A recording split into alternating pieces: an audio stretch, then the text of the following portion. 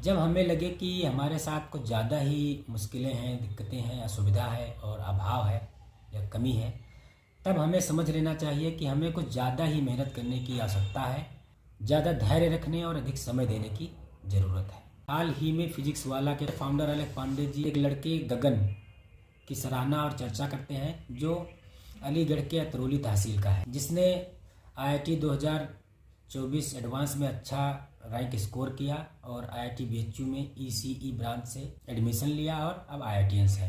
अलीगढ़ के अतरौली के गगन एक गरीब परिवार से हैं। उन्होंने अभाव, असुविधा और मुश्किलों से अपनी IIT की तैयारी की और सिलेक्शन लिया। वो निश्चय ही सभी तैयारी करने वाले बच्चों के लिए प्रेरणा स्रोत है। अलख पांडे जी एक वीडियो में गगन का फ़ोन भी दिखाते हैं, जिसकी स्क्रीन फूटी हुई है। गगन बता रहे हैं कि कई सालों से इसी फ़ोन को चला रहे हैं, इसी से ही उन्होंने IIT की तैयारी की और सिलेक्शन लिया। 3 साल तक उन्होंने लगातार तैयारी की और अंततः उनकी मेहनत, धैर्य और लगन ने उनको IIT में सिलेक्शन दिला दिया। अलख पांडे जी ने गगन को एक नया स्मार्टफोन गिफ्ट किया और उनका पुराना फ़ोन अपने पास रख लिया, ये कहकर कि मैं अन्य बच्चों को ये फ़ोन दिखाऊंगा। ये बहुत ही मोटिवेशनल है, बहुत ही प्रेरक है कि कैसे एक टूटे फूटे स्मार्टफोन से और मेहनत करके अभाव में भी, मुश्किलों में भी और असुविधा में भी IIT या नीट या किसी भी एग्ज़ाम में सिलेक्शन लिया जा सकता है। अलख पांडे ने गगन की पूरी पढ़ाई अपने स्कॉलरशिप के माध्यम से करने का भी वादा किया है। हर क्षेत्र में आपको मेहनत करके गरीबी से उठकर बड़ी जगह पर पहुंचने के उदाहरण मिलेंगे। आज से 15-20 साल पहले बिजली हर गांव में और ब्लॉक स्तरीय तहसील तक नहीं होती थी। तब लोग लैंप, लालटेन और डबरी के सहारे पढ़ते थे, जिसमें केरोसिन मिट्टी का तेल डाल के बॉटल होता था कांच का, और कपड़े की बाती बनाकर उसमें तेल डाल के जलाते थे और उसी के उजाले में पढ़ाई करते थे। हमने खुद भी किया है, डबरी, फिर लैंप, लालटेन, इन सबसे पढ़ाई करते थे। उस समय बिजली 8 से 10 घंटे ही आती थी और उसमें भी कभी आधी रात में आती थी, 4-5 घंटे के लिए रात में आती थी और कभी 4-5 घंटे के लिए दिन में आती थी।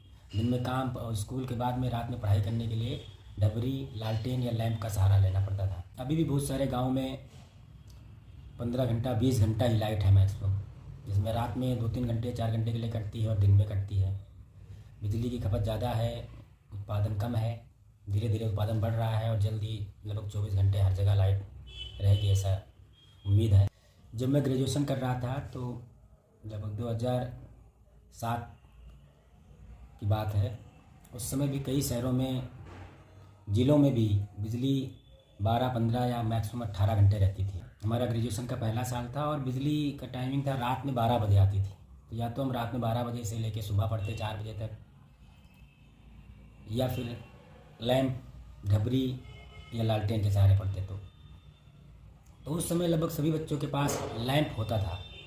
डबरी तो लगभग विलुप्त हो चुकी थी और उसका उजाला इतना अच्छा भी नहीं होता था, पर्याप्त नहीं होता था और वो हवा से इधर उधर घूम जाती थी, तो पढ़ने में दिक्कत होती थी। लैंप में कांच लगे थे, शीशे लगा था, इसलिए हवा से वो ज़्यादा डिस्टर्ब नहीं होती थी और बढ़िया उजाला देती थी पढ़ने के लिए। 1 या 2 व्यक्तियों को पढ़ने के लिए पर्याप्त होता लैंप की रोशनी।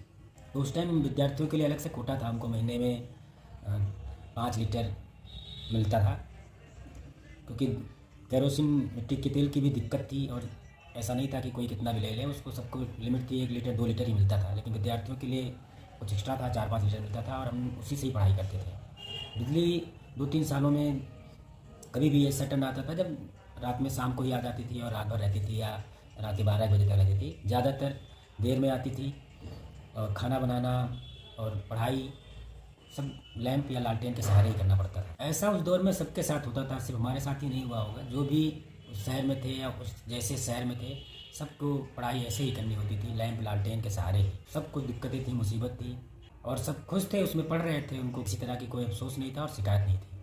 तो जब व्हाट्सएप, इंस्टाग्राम, फेसबुक नहीं थे तो टेक्स्ट मैसेज पैक आते थे और छोटा फ़ोन होता था कीपैड वाला, उसमें टेक्स्ट मैसेज में शेर, शायरी, कविताएं और मोटिवेशनल थॉट्स आते थे। उसमें से एक मोटिवेशनल थॉट मुझे बहुत पसंद था और बहुत ही इंकरेज करता था। वो था, जब टूटने लगे हौसला तो एक बात याद रखना, जब टूटने लगे हौसला तो एक बात याद रखना, बिना मेहनत के हासिल तक तो ताज नहीं होता। अंधेरों में भी ढूंढ लेना तुम मंजिल अपनी, जुगनू कभी रोशनी का मोहताज नहीं होता। इसलिए हमें और अधिक मेहनत करना चाहिए और हमेशा प्रेरित रहना चाहिए। अंधेरे हैं तो उजाले ज़रूर आएंगे, बस ज़रूरत है हमें समय देने का, धैर्य रखने का, परिश्रम करने का।